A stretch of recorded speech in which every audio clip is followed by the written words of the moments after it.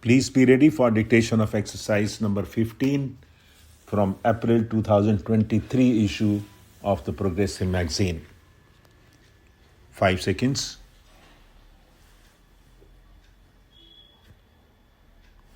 Start. Provision of efficient and world-class infrastructure is critical for our growth aspirations. A key issue that bears repetition is the imposition of appropriate user charges necessary to provide adequate returns on investment. Some success has been achieved in areas such as telecom, roads and ports where appropriate user charges exist. With the tariff rationalization and other bold measures introduced by my colleague, the Minister of Railways, we can expect the railways to serve well the key transportation needs of the country in the years to come. Other areas such as power, urban infrastructure, other transportation and the like continue to experience great difficulty because of the lack of appropriate user charges. Restoration of financial viability in the power sector remains crucial. The average rate of return for all SEBs is about minus 40% and their combined losses continue to increase. Hence, this is one of the foremost challenges not only in the power sector but also for the fiscal health of the state governments and the overall performance of the economy. In recognition of these severe problems, the Prime Minister held a meeting with state chief ministers on March 3, 2001. While broadly agreeing with the desirability of power sector reforms to achieve commercial viability of state electricity boards, the conference placed special emphasis on distribution reforms and elimination of theft of electricity. Subsequently, the high-level empowered group of chief ministers and union ministers has agreed to a one-time settlement scheme in regard to SEB overdues to the central public sector utilities through securitization and issue of tax-free bonds by the respective state governments subject to the achievement of specified performance milestones and full payment of current dues in the future. I would urge upon the states to come forward and implement the scheme speedily. The Ministry of Power has already signed memoranda of understanding with 20 states and is expected to complete the exercise with the remaining states soon.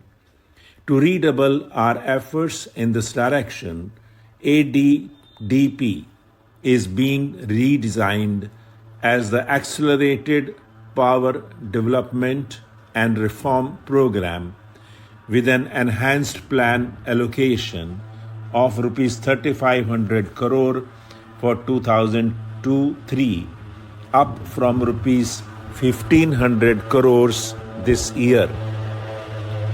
Access of the states to the fund will be on the basis of agreed reform programs in the future. I am glad to inform the House that the Prime Minister's National Highway Development Program, launched 3 years ago, is progressing well. It now promises to achieve a totally new scenario in the road sector. The Golden Quadrilateral will be completed substantially by December 2003, a year ahead of schedule. The north-south and east-west corridors have a length of 7,300 kilometers, of which 716 kilometers have already been four-laned. With the assistance of multilateral funding, other borrowings by the National Highway Authority of India with government guarantee and other innovative financing schemes, the funding for this phase will be fully tied up in 2002-03. The present port trust structure does not allow Indian major ports to have the flexibility needed for efficient management and for raising institutional funding. It is therefore proposed to corporatize major ports in a phased manner. Private sector investments have been facilitated and 17 projects worth more than rupees 4,500 crore have already been approved and another 8 projects worth more than rupees 3,200 crore are under consideration. With corporatization of the existing ports and new private sector ports coming up, the regulatory structure will be strengthened. The government has already announced its decision to upgrade the international airports at Delhi, Mumbai, Chennai, and Kolkata to the standards of world-class airports by inducting private sector management and investment through long-term leasing systems.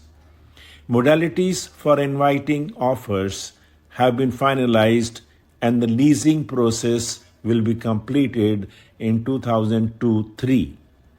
Private sector participation in greenfield airports will be encouraged through a package of concessions.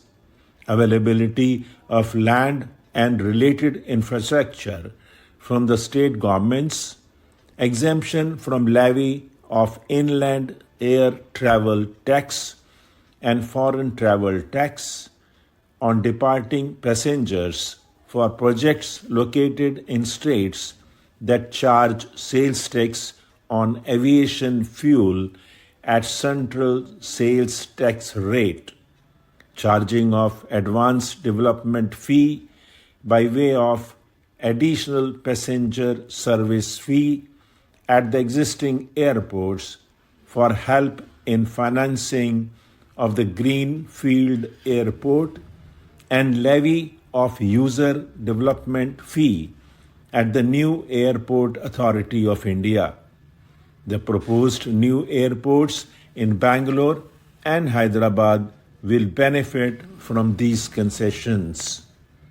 The 2001 census shows that the urban population in India is now about 285 million, greater than the total population of the United States.